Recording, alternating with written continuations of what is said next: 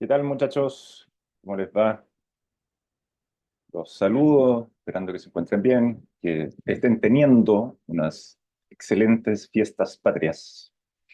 Porque este audio y video corresponde a esta clase que estaba pendiente, que tuve que suspender por razones de fuerza mayor, digamos. Pero eso no es obstáculo a que cumpla con mi deber de entregarles los conocimientos. La idea es que ustedes puedan también ir preparando por su lado, digamos, los contenidos previos a la prueba, porque ya se nos acerca, está la fecha lista. Y el día de hoy vamos a continuar con el capítulo cuarto relativo al gobierno y en particular a las atribuciones del presidente de la República, que es más o menos hasta donde va a entrar para la prueba. En particular va a entrar hasta atribuciones administrativas, previo a ministros de Estado. Sí, porque hay jurisdiccionales y todo eso. Entonces las vamos a ver hoy día y espero que las puedan preparar para la clase del día jueves que tenemos esta semana, la semana que viene, y así poder resolver rápidamente algunas dudas que pueden haberse producido. Les recuerdo adicionalmente que está para ustedes disponible toda la bibliografía, el syllabus y los PPT, que es básicamente lo que hemos estado viendo hasta ahora.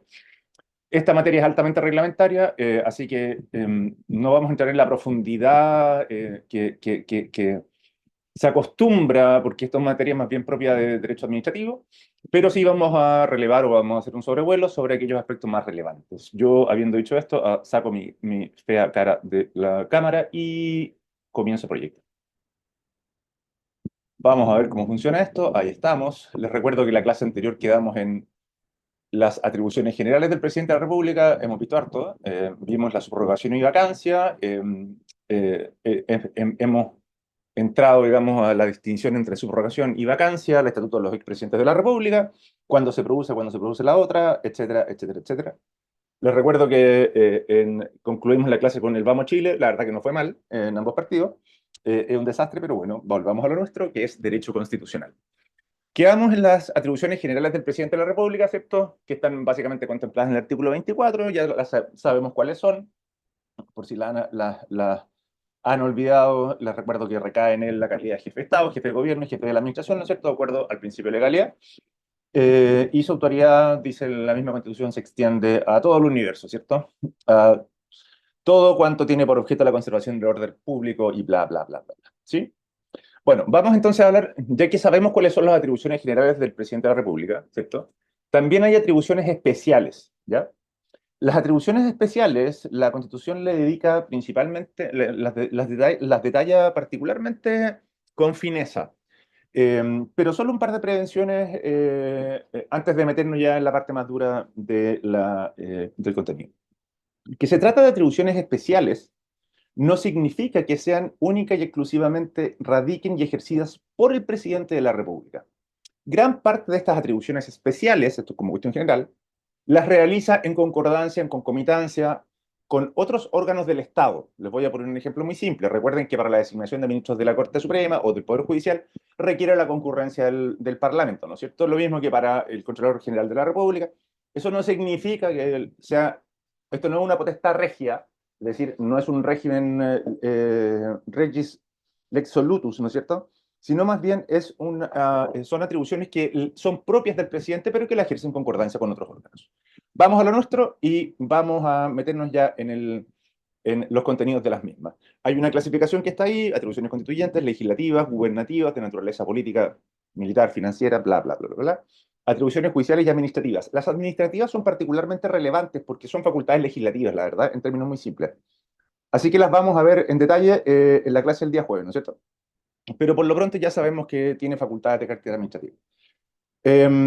Vamos con la primera de las atribuciones del presidente de la República. A ver, en esta materia no estamos siguiendo a José Luis Sea, estamos siguiendo a los profesores Pfeffer y Nogueira, que en su libro Manual de Derecho Constitucional, tomo 2, si mal no recuerdo, hace esta clasificación que la verdad es meramente ilustrativa, pedagógica, pero hay algunas que forman parte de ambas categorías. La utilizamos simplemente porque nos permite hacer una suerte de abanico, ¿ya? Y ir metiendo aquí, sacando acá, pero la verdad es que hay algunas que podrían tener la calidad, compartir distintas calidades, ¿no es cierto? Por ejemplo, las constituyentes y las legislativas son distintas, entendiendo que la ley que la Constitución es una ley también. Entonces, bueno, hay algunas cosas que son discutibles, pero nos sirven para efectos de ir entendiendo este pool, ¿no es cierto? e ir clasificando y metiendo ahí las instituciones y las atribuciones del presidente. Pero bueno, vamos con las primeras, que son las atribuciones constituyentes. Recuerden que en el contexto de nuestra Constitución, existen dos tipos de poderes constituyentes, el poder constituyente originario y el poder constituyente derivado, ¿ya? No nos vamos a meter en esto es propio de introducción al derecho público, pero simplemente vamos a esbozar la categoría. Las atribuciones, el poder constituyente, que es el poder en estado puro, ¿no es cierto? El poder político en estado puro, en esencia, en sí misma en esencia, em, tiene dos vertientes, el nacimiento, el ejercicio o la manifestación de la expresión de la agencia del pueblo, lo dice lo gringo, es decir, el pueblo en determinados momentos ejerce el poder constituyente por sí mismo, sin necesidad separando de sus representantes, ¿no es cierto? En general, todas las constituciones las primeras constituciones de un país provienen del poder constituyente originario, ¿ya? La regla general es que el poder constituyente, que es decir, el poder de dictar una norma constitucional, ¿cierto? Se ejerza de manera derivada. En Chile no ha habido pocas expresiones del poder constituyente originario, salvo la primera, ¿cierto? La primera constitución del 1818. La constitución del 33, ¿sí? Que es más que un quiebre. La constitución del 25, que se plantea como continuidad a la constitución del 33. Y probablemente la más evidente es la Constitución de 1980, que es el ejercicio de, el poder constituyente originario. Recuerden que el poder constituyente originario no es necesariamente virtuoso. ¿Qué quiere decir esto? Que no significa que el pueblo de manera democrática, no, muchas veces el pueblo es un sector del pueblo. Y eso es lo que sucede luego de las guerras civiles o quiebres institucionales. Pero bueno, ese es el poder constituyente originario. Y el derivado es aquel que se ejerce, es decir, la facultad de cambiar una constitución o de modificarla, ¿cierto? O cambiarla íntegramente incluso, pero a través de los mecanismos que la propia constitución establece. ¿Estamos? Entonces, recuerden que, según nuestra constitución, el presidente tiene iniciativa para enviar proyectos de reforma constitucional, ¿sí? Y ha modificado la constitución de 1980 en reiteradas oportunidades, y se encuentra establecido en el artículo 32 como gran parte de las atribuciones del presidente de la República, ¿ya? Y tiene la atribución de mandar proyectos de reforma constitucional, modificando, si gusta, íntegramente el texto constitucional, pero está sujeto siempre a la ratificación o aprobación del Parlamento, ¿cierto? Sin perjuicio de la figura del artículo 128 de la Constitución, que nos permite o establece uno de los pocos casos de plebiscito, ¿sí? En el caso de que haya discrepancia entre el proyecto enviado y el aprobado, y tensión entre el Parlamento y el Ejecutivo, en cuyo caso el presidente tiene la facultad de convocar a plebiscito para que la ciudadanía o el pueblo de Chile se pronuncie de manera directa a través del plebiscito, ¿ya? Como les dije, las atribuciones constituyentes están consagradas en particular en el artículo 32, número 4 de la Constitución Política de la República. Relaciónenlo con el artículo 128 de la misma, ¿no es cierto? Vamos con habiendo cerrado las atribuciones constituyentes, vamos con las atribuciones legislativas, que probablemente son las más relevantes. Recuerden que estamos en un régimen mega hiper presidencial, presidencialismo exacerbado, ¿cierto?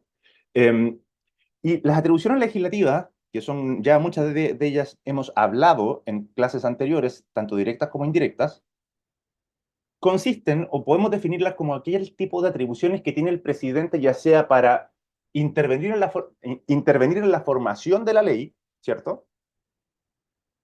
O incidir en el proceso legislativo, ¿ya? Entonces, eh, porque de acuerdo a nuestra figura, el presidente tiene la calidad de colegislador, ¿cierto? Ya sabemos que es / legislador, ¿cierto? Em, Entre las atribuciones, vamos por las atribuciones, aquí está en términos generales, un órgano colegislador, ¿cierto? Un sistema presidencial reforzado. Vamos a las atribuciones directas. Las directas son aquellas que tiene el presidente de la República en la formación misma de la norma legal, ¿ya? ¿Qué quiere decir esto? Esto quiere decir que ya sea la ley puede nacer de iniciativa del presidente de la República, en cuyo caso se llama mensaje, o el presidente puede, por ejemplo, tener un verdadero coto de caza en materias legislativas. Ya revisamos varias. Mientras que las indirectas básicamente consisten no en aquellas donde el presidente incide directamente en la formación de la ley, sino más bien en el funcionamiento del Congreso o del órgano legislativo. Vamos a entrar en cada una de estas. Vamos con las directas. Bueno, ya sabemos muchas de ellas, ¿no es cierto? Tiene iniciativa exclusiva, ¿cierto? Tiene además, tiene el derecho o tiene la facultad o la atribución de poner régimen de urgencia en los proyectos de ley, ¿ya? Urgencia que se clasifica en discusión inmediata, 2 días, simple urgencia, suma urgencia, 6 días, y simple urgencia, 15 días, ¿ya? Eh, Junto con aquello, el presidente tiene el derecho a veto, es decir, ya sabemos que es un veto de carácter parcial, que puede ser sustitutivo, aditivo o supresivo, es decir, puede quitar una parte de la ley o un artículo determinado, puede modificarlo o sustituirlo, ¿cierto? Previo aprobación del Congreso, evidentemente.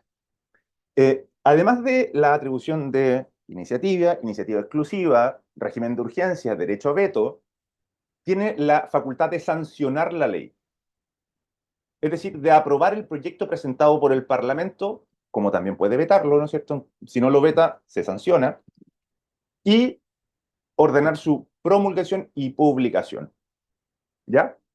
Eso está establecido en la misma Constitución. Ojo que la sanción puede ser explícita, puede ser tácita o expresa. Cuando el presidente no la veta dentro del plazo de 10 días, se entiende aprobada. Y esto tiene una razón histórica, por eso es importante la doctrina. En la Constitución del 25, no voy a decir en qué gobierno, era usual de que el Parlamento aprobara las leyes y el presidente simplemente no las sancionara, no las aprobara y las dejara guardadas en un cajón. Entonces, el legislador de 1900, el constituyente del 80, lo que hace es establecer que si dentro del plazo de 10 días el presidente no aprueba, esto es un silencio administrativo, la verdad, ¿eh? Si el presidente no aprueba o no veta, se entiende aprobada la ley. En consecuencia, lo que corresponde es su promulgación y su publicación. Y desde el momento de la publicación, la ley se entiende vigente para todos los habitantes de la República, ¿no es cierto? Salvo que disposiciones transitorias digan lo contrario. Junto con, como si fueran pocas además, el presidente tiene la facultad de dictar DFL. Ya sabemos lo que es un DFL, ¿cierto? Es una facultad que el Congreso le entrega al presidente de la República mediante una ley delegatoria para que el presidente dicte una norma propia de las facultades del Parlamento, pero atendido ciertas características de la misma, pueda el presidente, sin necesidad de pasar por el Parlamento, dictar esa norma. Por ejemplo, el DFL2, ¿ya? Eh, Recuerden que en el caso de los decretos con fuerza de ley, que no son lo mismo que los decretos supremos, ni que tampoco que los DL, es una facultad que es propia del Congreso, quien decide renunciar a través de una ley delegatoria, entregándole esa facultad al presidente de la República, y esa ley no, y esa materia, y esa delegación no puede exceder de un año, dice la misma Constitución. Vamos a las atribuciones indirectas. A ver, ya sabemos que las directas son aquellas que inciden de manera inmediata en la dictación de una norma jurídica o del proceso legislativo, ¿ya? Pero así como tiene atribuciones directas, también tiene indirectas. Y estas atribuciones indirectas dicen relación ya no con la ley en sí misma, sino que con el funcionamiento o con el orden o con el mecanismo el proceso de formación de la misma. ¿Qué quiero decir con esto? El presidente tiene las atribuciones de, por ejemplo, de participar en las discusiones legislativas a través de la representación de sus ministros, quienes pueden participar, estar en la sesión con derecho a voto, perdón, sin derecho a voto, pero con derecho a uso preferente de la palabra. El presidente puede, incluso, convocar a sesión extraordinaria de ambas cámaras, Congreso Pleno se llama aquello, y puede prorrogar el periodo legislativo que termina el 31 de marzo. Es su atribución. Pero eso, si ustedes se fijan, no tiene nada que ver con una ley específica, sino con el funcionamiento. Y una forma de, una atribución indirecta, a pesar de que la puse como directa ahí, porque lo hacen los profesores Verdugo, Fefer y Nogueira, es el régimen de urgencia.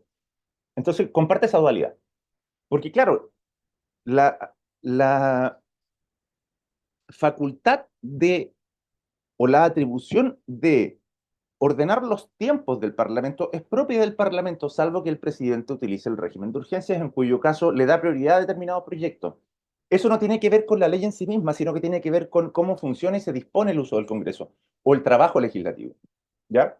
Entonces, las atribuciones directas son aquellas que tienen que ver con el proceso mismo y las indirectas aquellas que tienen que ver con el funcionamiento, orden o proceso interno legislativo. ¿Ya? Ya sabemos cuáles son las directas, que son miles, en un régimen presidencial reforzado como el nuestro. Iniciativa exclusiva, bla, bla, bla, bla, bla, ¿ya?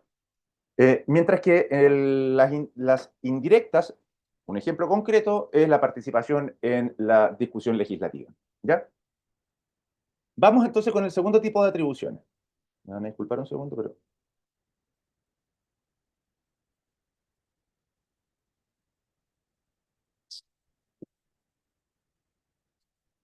Hola.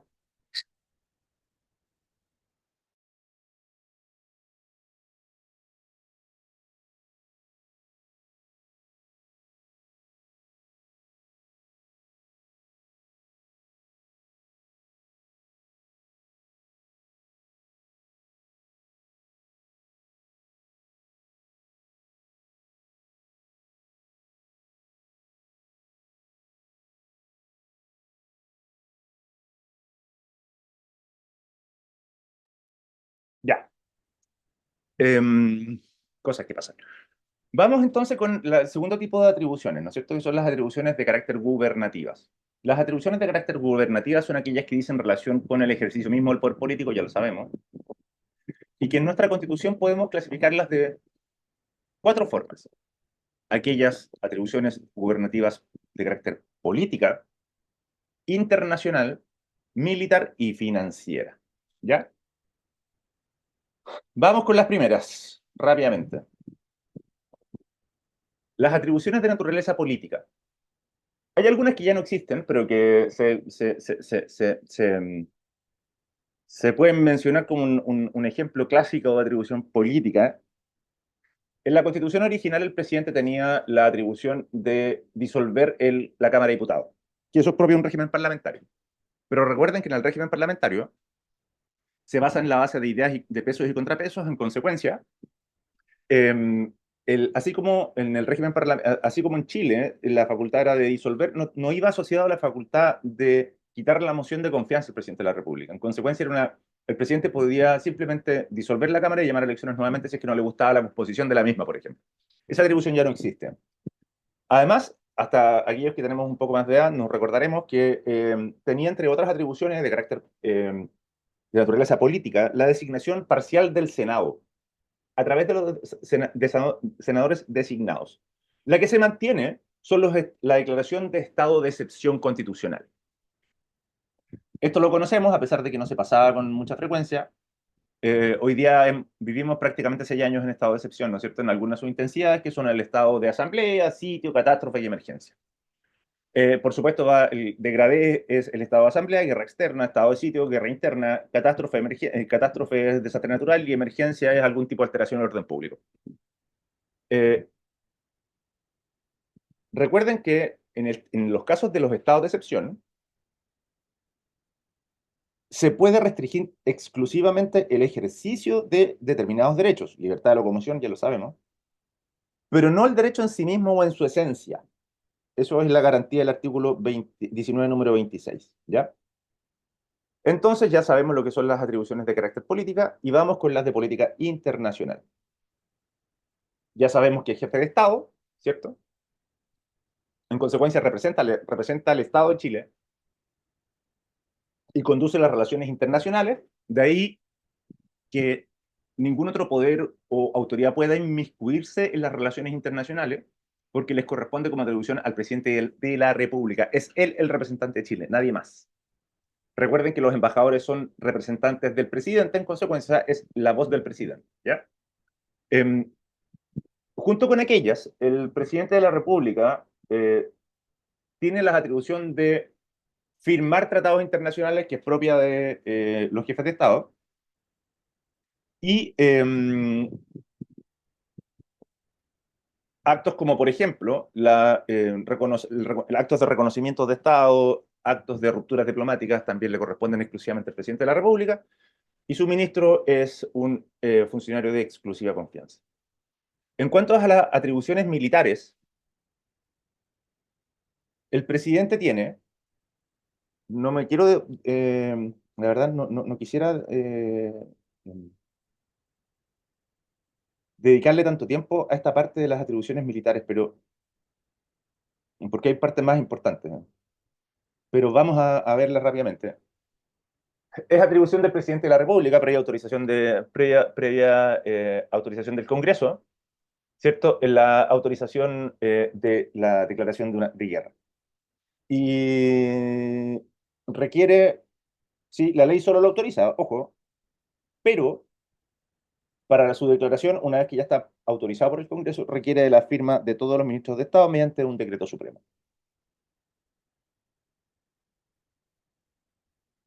Esta cosa de la firma de todos los ministros de Estado no es baladí. O sea, no es un requisito porque sí, para efectos de molestar, porque lo vamos a ver más adelante cuando veamos los decretos de insistencia. La firma de todos los ministros implica de que todos son solidariamente responsables de la decisión. Si la decisión es mala, caen todos. ¿Sí?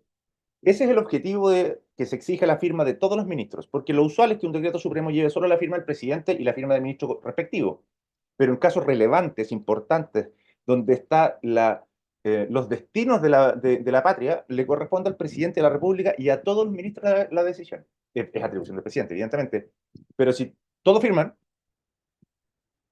son todos responsables. Ojo que aunque ustedes no lo crean, ha pasado en casos excepcionales, por ejemplo, el año 25, donde un ministro, uno, se negó a firmar. Durante el gobierno de Alessandri, Carlos Ibáñez del Campo, que era ministro de Defensa, se negó a firmar un decreto que requería, porque era un decreto de insistencia, y requería la firma de todos los ministros, y Carlos Ibáñez no firmó. Eso llevó a que el presidente Alessandri renunciara, y a una de las polémicas más grandes de la historia de Chile. Bueno, pero una vez que, en cuanto a las atribuciones militares, el presidente es el comandante de las Fuerzas Armadas de Orden y Seguridad, ¿no es cierto? Y asume en su condición de jefe supremo, de autoridad suprema, y a él le corresponde designar, remover a los comandantes en conformidad al artículo 104 y requiere la toma de razón por parte del Contralor. Ya. Vamos tal vez a la parte más interesante. Esto está detalladísimo en el texto de SEA y en el texto de Pfeffer y Nogueira. Esta parte altamente reglamentaria se la recomiendo que ustedes lo puedan estudiar a partir del libro de Pfeffer y Nogueira, que se llama Derecho Constitucional. ¿Sí? Es un libro incluso el color es un color muy evidente, que es propio de la editorial jurídica, eh, eh, azul con plomo, entonces no se van a perder. A ver, vamos con las atribuciones financieras. Hay varias que ya hemos analizado, ¿no es cierto? Pero vamos a empezar por las más grandes. Recuerden que al presidente le corresponde determinar el gasto, el incremento del gasto, la disminución del gasto y la determinación del presupuesto anual. En eso vamos a entrar una vez que terminemos de comer empanadas la próxima semana. Es decir, al presidente le corresponde o tiene la atribución de enviar el proyecto de presupuesto del año entrante. ¿Sí? Es además del gasto y del uso responsable de las rentas públicas, porque nos dice además la misma Constitución que es solo atribución del presidente el establecimiento de gravámenes e impuestos especiales o generales. Entonces, ya sabiendo que el presidente es el dueño de la billetera y quien la ejerce, es decir, quien saca las luquitas, en virtud de la confianza que el presidente ha depositado en él, nos encontramos que es el ministro de Hacienda quien finalmente es el que lleva las cuentas de la economía nacional, pero la atribución es del presidente de la República. ¿Estamos? Ok. Habiendo dicho eso, una segunda atribución de carácter económica o financiera del presidente de la República, nos encontramos con algo que hemos utilizado en múltiples oportunidades en los años anteriores, ¿no? Ellos son la declaración de decretos de emergencia económica, el 2% constitucional. Todos los años tenemos un margen de ítem para imprevistos que se llama el 2%, y eso en términos técnicos es decreto de emergencia.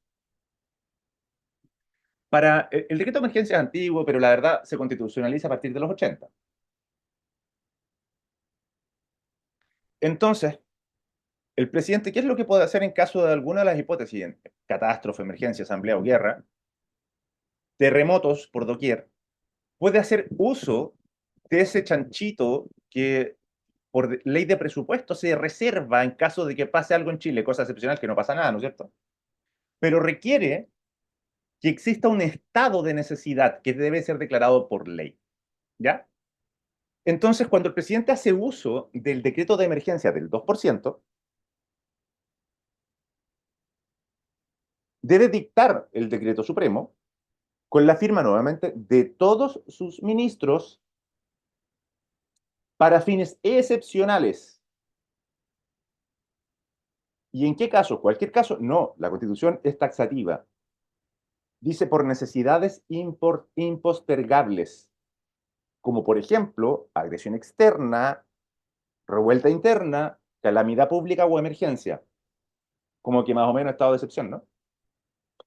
¿A cuánto asciende ese chanchito que tenemos, ese ahorro? Ese es el 2% constitucional. No tengo idea cuánto asciende nuestro presupuesto anual, pero el 2% de eso está destinado para imprevistos en el caso de Chile, que son todos los días puede pasar algo, cada día puede ser peor.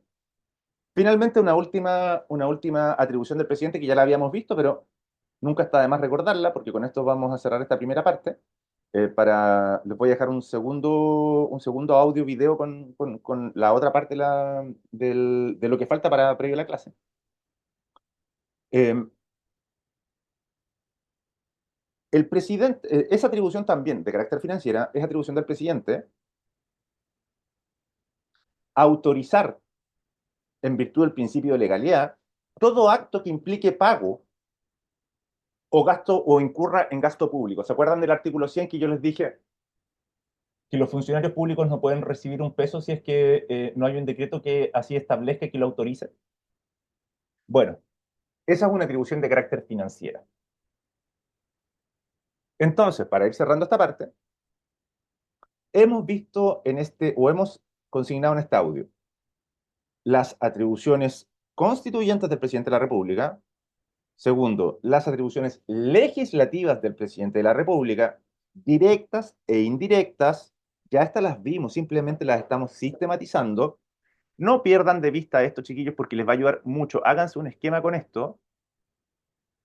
Aquí vamos a ver la original.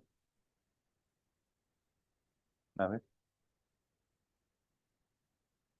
¿Cierto? Vimos las constituyentes, las legislativas directas e indirectas, las atribuciones gubernativas de naturaleza política, que ya prácticamente no queda, salvo la declaración de estado de excepción constitucional, las de naturaleza internacional, porque le corresponde como rol de jefe de Estado, las militares, declarar la guerra, ¿cierto? Eh, Previa autorización del Congreso, y las financieras que se manifiestan en lo grueso en dos grandes atribuciones. Una de ellas, el presupuesto, la platita para el año. La segunda, el establecimiento de impuestos, gravámenes o cargas públicas, ¿cierto? Sí, atribución exclusiva. Tercero, no hay sujeto público que no se le pague sin una autorización no es del presidente, pero del Ejecutivo, ¿ya? Por ejemplo, en el caso que trabajo en la Universidad de la Frontera, como yo trabajo en la Universidad de la Frontera, no se me puede pagar el sueldo si es que no hay una resolución que se lo autorice, y esa va, por supuesto, con una delegación, ¿no es cierto? O sea, no es el presidente el que firma mi contrato, ¿se imaginan? Y la cuarta, perdón, financiera, que es es muy relevante, no la más relevante, son la declaración o la dictación de decretos de emergencia económica, léase 2% constitucional, el uso del chanchito de Chile, ¿ya? Entonces, con eso cerramos esta primer audio-video del día de hoy. Hoy día es 18 de septiembre, muchachos, aunque ustedes no lo crean. Y me comprometo a subir a la brevedad, dependiendo del tipo, la cantidad de empanadas que me coma, la segunda parte. En la segunda parte de este audio vamos a ver estas que están acá, que han sido resaltadas recién. atribuciones judiciales y administrativas. Las atribuciones judiciales, una mera introducción, las atribuciones judiciales, recuerden que estamos en el contexto de un régimen hiperpresidencialista donde la balanza se inclina hacia el presidente de la República, la función ejecutiva. ¿Ya? Eso significa que el presidente tiene transversalmente todo tipo de atribuciones de distinta característica. Entre ellas ya nos hemos concentrado en la legislativa, ¿no es cierto? Pero además de esa, como si fuera poco, tiene atribuciones judiciales o jurisdiccionales. Ya vamos a ver cuáles son. No son tantas como pareciera, pero las tiene. Es decir, puede intervenir en el funcionamiento de otro poder del Estado. Y por último, probablemente las más importantes junto con las legislativas, vamos a dejarla para el final porque es la mejor parte de la historia, todo lo que vendría siendo el lomo vetado de esta parte del curso, las atribuciones administrativas. Estas son, muchas. Cierro esta primer audio diciendo que ojo con las atribuciones administrativas. Son sumamente relevantes. La administración es fundamental para el funcionamiento del Estado, más que el gobierno. En consecuencia, las atribuciones administrativas del presidente de la República son extensísimas y van desde los actos de mera gestión hasta la dictación de leyes, comillas, encubiertas, que se llaman de otra manera, pero la verdad, digamos la verdad, está legislando. Tiene cara de gato, tiene orejas de gato, tiene patitas de gatito, tiene colitas de gatito, pero le pusimos otro nombre, león. Entonces, vamos a entrar en detalle en esto porque son sumamente relevantes y esto va a entrar en la prueba. Así que bueno, con eso yo cierro el día de hoy y espero que todos vayan a comer asado y lo pasen muy bien. El próximo audio video va a la brevedad. No puedo decirles en qué momento, pero por lo menos va a ir pronto. Por supuesto, evidentemente previo a la clase. Muchachos, me despido y nos reencontramos en el próximo audio. Sigan celebrando, pásenlo bien y cuídense. Que estén muy bien. Adiós.